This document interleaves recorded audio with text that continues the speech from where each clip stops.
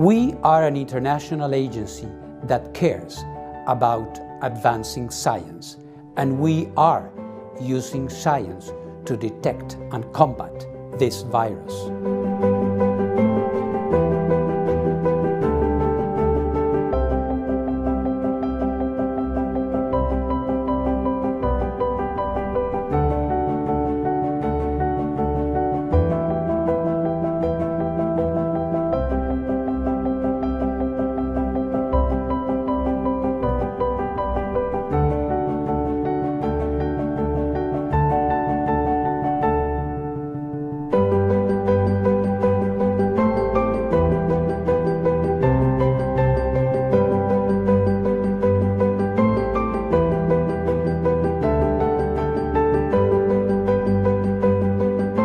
The International Atomic Energy Agency can help our member states detect this virus.